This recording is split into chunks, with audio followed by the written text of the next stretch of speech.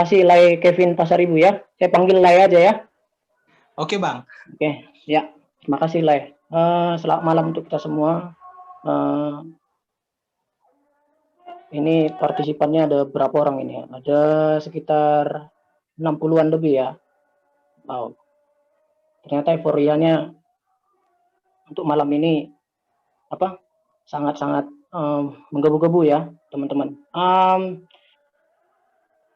Terima kasih atas undangannya, terutama untuk Lai Mardi ya.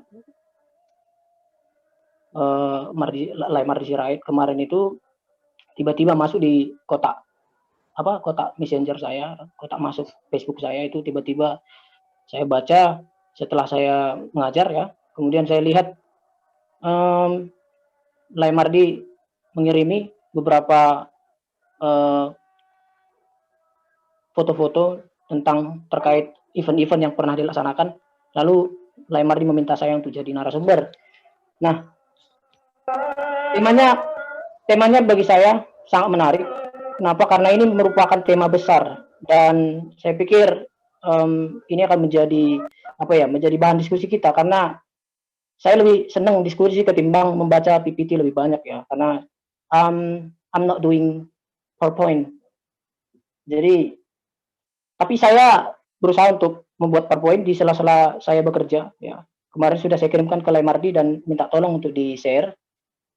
Ya, tapi tidak seberapa. Mungkin nanti kita hanya lebih banyak diskusi, teman-teman. Ya, mungkin boleh di-share. Ya, terima kasih. Kalau tema besarnya saya baca itu the looking forward to the future. Wah, ini sangat sangat tema yang luas.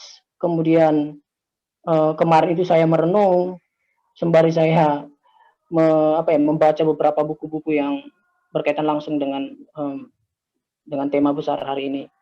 Saya merenung topik apa akan saya bawa malam ini. Kemudian saya mengangkat satu topik yang berkaitan langsung dengan pengalaman saya. Ya. Saya akan lebih ke pengalaman karena saya pikir tema ini umum, kemudian pesertanya juga umum, jadi saya akan bicara secara umum saja. Mungkin ada beberapa hal atau topik nanti atau beberapa aspek yang akan bicarakan secara umum ya, secara global. Tapi saya pikir teman-teman, karena Lai Mardi sudah mengatakan ini adalah event yang diikuti oleh para job seeker ya, atau yang baru bekerja atau yang baru wisuda ya. Oke, nanti kira-kira teman-teman kalau ada yang mau ditanyakan, silakan ditanyakan nanti di kolom chat ya. Oke, next. Nah, saya mengandaikan kehidupan ya. Kehidupan ini ada past, now, and future. Nah, sekarang kita mau melihat apakah kita itu siap untuk masa depan. Nah, jadi saya menggambarkan ketika saya merenung itu, saya menggambarkan apakah masa depan itu bisa kita lihat. Seandainya kalau kita bisa melihat masa depan, mungkin kita bisa disebut sebagai peramal ya mungkin ya. Kemarin ini jadi pembicaraan juga di beberapa media. Peramal bisa menentukan prediksi jatuhnya pesawat SJ 128 ya. 182 atau 128 saya lupa ya. Nah, itu dia. Nah, seandainya itu akan jadi berita besar kira-kira mungkin teman-teman. Nah, itu saya menggambarkan kehidupan kita ya. Ada masa lalu, ada sekarang, dan masa depan. Nah, sekarang kita mau melihat apa yang Anda nantikan di masa depan. Bagi teman-teman yang hadir di Zoom malam ini, mungkin ada yang baru selesai wisuda, ada yang baru selesai wisuda kemudian mencari pekerjaan baru di tengah pandemi yang sangat mungkin menguras begitu banyak emosi ya. Jadi mungkin teman-teman yang mencari pekerjaan mungkin ya agak kesulitan di tengah pandemi seperti ini. Tapi saya kira anak-anak muda zaman sekarang, saya juga termasuk anak muda ya, masih generasi milenial, punya kreativitas ya. Tidak kalau dulu ya, zaman dulu ya, orang tua kita itu ya, zaman dulu orang tua saya meminta saya untuk Nanti kalau sudah selesai sekolah, kuliah, setelah kuliah jadi PNS. Nah, itu anggapan-anggapan dulu orang tua di zaman-zaman mereka kan begitu. Ya. Tapi sekarang saya melihat anak-anak muda itu tidak hanya bersifat sporadis. Mereka juga sangat kreatif ya. Saya melihat beberapa mahasiswa-mahasiswa saya juga yang sangat-sangat kreatif, produktif. Mereka bisa melihat apa ya? Melihat um, kondisi yang carut marut ini ya di tengah pandemi ini, mereka bisa mencari celah. If I'm not doing this, I'm doing this. If I'm if I cannot get this, I get that. Kan gitu kan. Jadi anak-anak muda sekarang itu ya yang bisa dibilang ya ada beberapa ahli-ahli yang mengatakan bahwa kemarin itu Prof Ariel menyebut bahwa anak-anak muda zaman sekarang itu tidak seperti tahun 98 ya. Tapi anak-anak muda zaman sekarang itu udah bersifat sporadis. Tapi lihatlah anak-anak muda zaman sekarang, mereka bisa membuat startup, tidak hanya mengandalkan apa ya, mengandalkan perusahaan-perusahaan yang ada saat ini, tapi mereka bisa membangun, membuild sesuatu yang berguna atau memaslahatkan publik ya. Nah, jadi bagi teman-teman yang baru selesai wisuda ya, selamat, welcome to pengangguran ya. Tapi bukan berarti itu menjadi apa ya tidak berkecil hati ya. Anda harus, kalau kita bicara masa depan, Anda harus siap untuk melihat ya, siap untuk melihat apa yang akan saya lakukan di masa depan, karena kita nggak bisa memprediksi masa depan itu. Kalau kamu lakukan hari ini mungkin akan terjadi di masa depan seperti ini kan gitu ya. Itu ya gambarannya untuk di sini. Kemudian saya pernah menulis satu judul ya. Saya mengutip dari satu judul tulisan saya itu ini ya. Ini kutipan saya langsung. Orang yang memiliki tujuan harus menuliskannya dan mengambil tindakan. Ini menjadi sebuah rencana dan demikian akan menjadi kenyataan. Banyak sekali anak-anak muda yang punya mimpi. Saya jadi teringat dengan satu quote, dan quote itu menjadi apa ya? Menjadi inspirasi dalam hidup saya, kemudian yang mempengaruhi juga kehidupan saya sampai hari ini. I have a dream, Martin Luther ya. Saya ingat banget itu. Saya baca itu ketika mendiang kakek saya itu memberikan satu buku judulnya The Crow and Witch ya, saya lupa itu. Napoleon Hill ya. Dia memberikan buku itu, kemudian saya merasa judul itu sangat quote itu sangat berarti dalam hidup saya. Kenapa? Setiap orang punya mimpi. Saya anak kampung, saya punya mimpi. Saya datang dari desa yang mungkin saja nggak ada di map ya. Siapa sangka anak kampung seperti saya bisa menjejakkan kaki di tanah Jawa seperti ini dan bersaing dengan beberapa pesaing-pesaing yang ada di sini dan di luar Jawa ya. Tapi saya punya mimpi. Tapi cukuppah hanya bermimpi? Nah, itu yang jadi pertanyaan. Cukuppah hanya bermimpi? Ketika saya sudah menyelesaikan studi saya kemudian mempertanyakan quote dari Martin Luther. I have a dream. Now, what are you doing now? Kan itu kan. Apa yang akan saya lakukan? Kalau hanya bermimpi mungkin ya namanya tidur ya mungkin ya. Kalau kebanyakan mimpi nanti terlalu lama tidur ya. Itu namanya bukan melakukan sesuatu, itu namanya tidak mengambil tindakan, itu tidak mewujudkan rencana ke depan. Next. Nah, ini salah satu apa ya? Ketika saya membaca tema yang di-share oleh Laimardi ya, kemarin itu saya berpikir kira-kira apa ya yang menarik untuk di-share. Saya kemudian berpikir bagaimana menulis itu mengubah hidup saya. Jadi saya itu menyukai menulis itu dari kecil ya, umur 6 tahun saya senang membaca buku ya, kemudian mendiang kakek saya senang menjejali kepala saya dengan ide-ide besar, gagasan-gagasan besar. Kemudian saya lahir di tanah Batak dan kakek saya juga sering menceritakan bagaimana legenda-legenda yang ada di tanah Batak begitu. Kemudian saya tertarik dengan dunia membaca. Setelah membaca saya kemudian merasa bahwa kalau saya hanya membaca karya orang, kalau kamu hanya melihat orang, melihat karyanya, kapan akan saya akan membuat karya saya sendiri. Kemudian saya bermimpi untuk memulai untuk menulis. Maka saya menulis puisi pertama saya berjudul Garis Merah. Itu pertama. Itu waktu itu saya tulis pertama kali sewaktu SMA ya. Ya, yang namanya juga cinta monyet ya. Jadi menggebu-gebu teman-teman. Jadi pada saat itu saya menulis puisi itu dengan perasaan yang menggebu-gebu itu ya. Dari situlah awal mula dari dunia kepenulisan saya. Kemudian saya menulis um, di berbagai koran, koran nasional, koran lokal, dan mengisi beberapa kolom-kolom yang ada di media alternatif, media massa, dan lain-lain. Nanti teman-teman bisa akses di internet, mungkin mengetik nama saya, Roy Martin Simamora, nanti ada banyak sekali tulisan-tulisan yang tersebar di media. Next, kemudian apakah ketika saya melakukan sesuatu, dalam hal ini menulis, ya, barangkali di antara teman-teman ada yang suka menulis ya. Memang menulis itu nggak gampang, ya. Saya di depan laptop itu bisa menghabiskan waktu berjam-jam hanya untuk menulis. Dan itu pekerjaan intelektual, pekerjaan berat. Dan gagasan-gagasan besar itu ada di sana, gitu. Di depan, di dalam otak Anda yang kemudian Anda harus keluarkan kan gitu kan. Tapi pernahkah saya mengalami kemunduran? Saya pernah, ya. Saya pernah. Tapi saya di tengah-tengah itu kemudian berpikir, kalau saya menyerah, maka saya tidak akan menyelesaikan tulisan ini.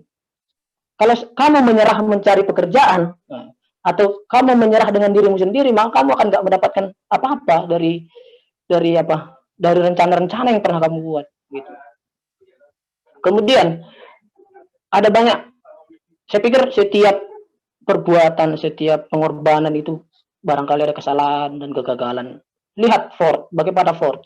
Lihat bapak-bapak pemikiran di zaman mereka. Ford pada saat itu 9.000 kali dia menciptakan mobil Ford, dan lihat hari ini mobil Ford sudah berjaya ya. Kemudian bagaimana Mark Zuckerberg, saya pikir teman-teman sudah sangat dekat dengan dunia medsos ya. Jadi teman-teman menikmati medsos, memposting, membagikan, dan komen itu dibuat atas atas usaha, atas kesalahan-kesalahan dan kegagalan-kegagalan. Kalau saya gagal, apa yang akan saya lakukan? Saya pernah gagal, saya pernah ditolak, tulisan-tulisan saya pernah ditolak, saya kemudian tidak menyerah, kemudian mengirim tulisan saya berkali-kali ke media. Dan akhirnya, teman-teman, pada saat mungkin ya, redakturnya mungkin sudah jengah dengan saya. Jadi akhirnya, ayo udahlah, saya muat aja lah tulisannya gitu. Saya nggak tahu ya. Tapi kalau saya baca tulisan saya ya biasa-biasa saja begitu. Tapi nggak tahu, mungkin ada sesuatu yang membuat membuat redakturnya mungkin senang dengan tulisan saya. Kemudian tanpa saya mengirim tulisan, mereka sudah meminta saya untuk mengisi kolom-kolom di beberapa media ya. Nah itu, jadi akhirnya usaha yang saya lakukan selama ini berbuah manis teman-teman. Nah mungkin meskipun ya ada beberapa mungkin di tengah-tengah itu saya malas membuat tulisan, walaupun misalnya saya dipesan untuk menulis, tapi saya kadang-kadang malas. Karena apa? Mungkin malas karena saya sedang meneliti mungkin, atau pada saat ini saya sedang menyelesaikan satu buku ya. Mudah-mudahan tahun ini terbit. Itu saya kerjakan selama 6 tahun ya, 6 tahun ini, tahun 2015 ya sudah saya kerjakan, tapi cukup lama ya. Dan saya pikir menulis itu sangat menguras mental ya, menguras emosi dan spiritual saya. Tapi teman-teman, ada beberapa yang perlu saya sampaikan. Ada beberapa hal, bukan beberapa hal, satu hal saja ya. Pada saat itu saya kan orang yang beragama, dalam tanda petik ya, yang beragama, tapi tidak tak beragama ya. Tapi saya percaya Tuhan ya, dulu ketika saya awal-awal menulis itu saya tidak mengandalkan ya, Tuhan itu ya, teman-teman. Dalam setiap perjalanan hidup saya itu, bagi saya itu yang menulis, membaca seperti itu. Pada satu titik saya merasa bahwa semuanya akan gagal kalau saya tidak mengandalkan Tuhan dalam hidup saya. Pada saat titik saya pernah ditolak berkali-kali, itu saya ingat banget teman-teman. Karena kenapa? Saya makan lewat tulisan. Saya hidup lewat itu. Dibayangkan, orang tua saya tidak bisa membiayai hidup saya, kuliah saya. Maka saya harus berjuang untuk diri saya sendiri. Waktu itu saya di Medan ya, di Unimed ya, Universitas Negeri Medan. Saya harus berjuang mati-matian untuk mendapatkan itu semua. Ya, kenapa? Saya nggak makan, saya rela nggak makan 1 hari. Ya. 1 hari dan hari berikutnya saya nggak makan, saya jatah 1 hari makannya cuma sekali, nah gitu-gitu. Di situ pada saat saya merasa saya sudah jatuh, saya ingat bahwa saya itu harus lebih dekat dengan Tuhan dan memahami diri saya bahwa saya adalah um, miliknya, kan begitu. Next. Nah, kemudian inilah quote yang paling saya ingat selalu ya, dan ini saya buat sendiri. Lawan terberat Anda sebenarnya adalah diri Anda sendiri, bukan orang lain. Kalau Anda ingin melakukan sesuatu pekerjaan untuk menyenangkan orang lain, berarti Anda bukan hidup. Berarti Anda hidup untuk menyenangkan orang lain. Harusnya Anda hidup untuk menyenangkan diri Anda sendiri dulu, baru menyenangkan orang lain. Lawan terberat Anda ya diri Anda sendiri. Kalau kita hidup untuk menyenangkan orang lain, apa artinya hidup ini? Kan begitu. Saya menulis merasa bahwa ketika saya sudah dekat dengan Tuhan, saya kemudian merasa bahwa menulis itu adalah berkat, menyalurkan berkat. Kalau orang senang dengan tulisan saya, berarti mereka mendapatkan berkat. Kalau mereka tidak senang dengan tulisan saya, mereka juga mendapatkan berkat. Itu yang apa ya, yang kemudian saya pahami dalam hidup saya. Gitu. Next. Ya, saya pikir teman-teman punya modal ya, modal hidup ya. Tapi saya punya 3 modal hidup. Yang pertama itu dedikasi. Tanpa dedikasi, kamu tidak akan mendapatkan apa-apa. Kemudian kerja keras. Nggak ada orang yang dapat dapat sesuatu tanpa kerja keras, tidak ada itu, teman-teman.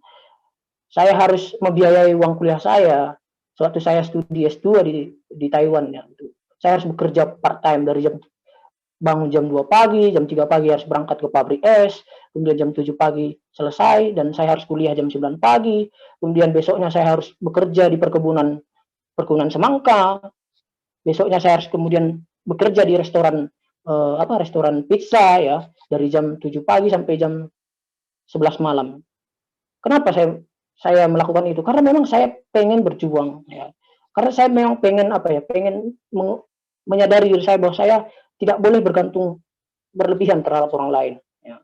Saya nggak boleh bergantung kepada orang tua saya harus menjadi diri saya sendiri. Just be yourself. Kemudian find your passion. Nah, ini yang sulit ya. Anak-anak muda kadang-kadang tidak bisa menemukan passionnya. Jadi mulai sekarang teman-teman, ketika Anda sudah masuk di Zoom ini ya, ikut serta dalam Zoom ini, mulai sekarang cari passion Anda teman-teman. Tanpa passion kamu nggak akan bisa jadi apa-apa. Ya, kamu nggak akan bisa jadi berkat bagi orang lain tanpa passion itu. Bagaimana mungkin kamu bisa nggak punya passion terus memberikan pencerahan ya kepada orang lain? Ya, itu teman-teman. Jadi find your passion right now, maybe tomorrow, next, mungkin, I don't know. Ya. Kemudian kita kan sudah berada pada lompatan-lompatan yang tidak terprediksi ya di masa pandemi ini ya, teman-teman. Tapi satu hal yang perlu juga saya sampaikan dalam pikiran saya bahwa saya itu sangat terobsesi dengan kemajuan. Ya, terus terang saya sangat terobsesi. Walaupun ada beberapa hal-hal negatif di sana, ada stigma di sana kan gitu. Apa yang perlu dilakukan di masa depan? Izin Bang. Ya. Waktunya 5 menit lagi ya Bang. Ya, singkat saja nanti lah ya. Yang pertama makan. Saya pikir makan itu penting teman-teman. Kalau Anda nggak makan, Anda nggak bisa bekerja ya. Makan. Lihat bangsa Prancis dulu, mereka kelaparan. Pada abad 15 sampai 17 mereka kelaparan. Kemudian setiap abad itu mereka menderita kelaparan. Kemudian saya teringat dengan dengan perkataan Angus Deaton, dia penerima Nobel ya. Dia mengatakan bahwa ada jebakan nutrisi di sana, nutrition trap pada saat itu. Nah, kekurangan kalori ini katanya teman-teman, kalau Anda tidak makan, Anda harus ingat makan baru bekerja. Orang tidak dapat bekerja untuk menghasilkan makanan yang cukup untuk bisa bekerja keras. Jadi intinya untuk menggapai sesuatu di masa depan harus mengisi perut dulu, mengisi pikiran, mengisi gagasan-gagasan begitu teman-teman. Jadi ini yang dinamakan, kalau hari ini kita sudah revolusi makanan, Anda bisa menemukan banyak makanan di luar sana. Jadi ini yang perlu dilakukan di masa depan. Kemudian harapan hidup. Harapan hidup itu ya di tengah pandemi kita membutuhkan vaksin. Penemuan vaksin sangat dibutuhkan. Supaya apa? Supaya Anda bisa bekerja di luar. supaya Anda bisa bertemu, supaya Anda bisa berpelukan dengan keluarga Anda. Maka vaksin sangat dibutuhkan. Ya, itu untuk harapan hidup. Kemudian literasi. Nah, ini yang menjadi permenungan saya juga bahwa literasi itu penting, teman-teman. Ada anak-anak muda yang sudah terpelajar, ya ini terpelajar belum tentu terdidik, ya. Jadi kalau Anda terpelajar belum tentu terdidik. Jadi kalau Anda sudah terdidik, ya sudah tentu Anda terpelajar, gitu, teman-teman. Jadi literasi itu, lihat anak-anak muda zaman sekarang, lihat medsos, bagaimana orang-orang sangat sedang dengan hoax, membagikan ke grup WA, bla bla bla bla. Dan itu juga sangat menghambat kehidupan berbangsa dan bernegara kita. Dan masa depan Anda juga dibatasi oleh itu. Kemudian kebebasan, ya. Mungkin nanti nggak sampai ke belakang ya. Jadi nanti dikabarin saja Ricky kalau sudah apa. Kebebasan. Anda bebas melakukan apa saja di zaman sekarang. Kalau dulu di zamannya Soeharto Anda nggak bisa bebas. Anda nggak bisa ngomong satu kata itu, ya kan, nama itu. Maka Anda kan ya dibredel kan begitu. Kemudian kesetaraan, ya. Kalau dulu ada anggapan bahwa perempuan harus di masak begitu ya. Masak manak. Harus di dapur, ya. Harus di dapur. Kalau sekarang tidak, perempuan bisa jadi breadwinner. Mereka bisa mencari mata pencaharian, mereka bisa lebih baik dari laki-laki atau mungkin setara dengan laki-laki. Kemudian kemiskinan tadi sudah disampaikan oleh Lai Pasar Ibu tadi ya, sudah kemiskinan itu sangat menjadi perbincangan juga ya. Kemudian kekerasan itu juga selalu ada. Baik itu kekerasan horizontal, baik itu kekerasan vertikal, ya itu juga menghalangi Anda untuk melakukan kerja-kerja di masa depan. Kemudian lingkungan hidup juga berpengaruh, teman-teman. Lihat sanitasi, kebersihan, kehancuran lingkungan, kemudian pemanasan global, kerusakan hutan, dan timbul penyakit. Ya, kemudian ada ancaman bagi kehidupan kita. This is happen in our country now, ya. Kemudian yang terakhir adalah generasi baru, teman-teman. Generasi baru ini kita melahirkan seperti yang di awal tadi katakan bahwa kita sudah melahirkan generasi-generasi yang sangat kreatif, teman-teman. Mereka bisa mencari kehidupan mereka, bisa lewat startup, bisa lewat melakukan komunitas, membentuk komunitas, sama halnya dengan komunitas Kristen ID ini. Ya mungkin ini hanya untuk Tuhan ya, mereka bekerja untuk Tuhan, tapi bukan untuk mencari atau orientasi materi ya. Kemudian yang terakhir, next, sebagai penutup, saya mengutip satu buku yang saya sangat-sangat senang ya, saya favoritkan, dan itu berada pada daftar pertama di rak buku saya. Yuval Noah Harari, Sapiens, kalau Anda pernah baca. Any attempt to define characteristic of modern society is akin to defining the color of chameleon. Ya, jadi dunia ini penuh lompatan, kadang lambat, kadang pelan, kadang cepat. Anda harus siap menghadapinya, teman-teman. Jadi yang diperlukan adalah kesiapan mental Anda, kesiapan emosional Anda dan spiritual Anda untuk menghadapi lompatan-lompatan zaman ini. Lompatan zaman yang tidak terprediksi, lompatan zaman yang susah ditebak. Ya, teman-teman. Jadi saya pikir sebagai karena mayoritas di sini anak-anak muda ya, saya pikir Anda harus menentukan Anda akan mau jadi apa. Ya, terima kasih. Mungkin barangkali itu saja yang bisa saya sampaikan.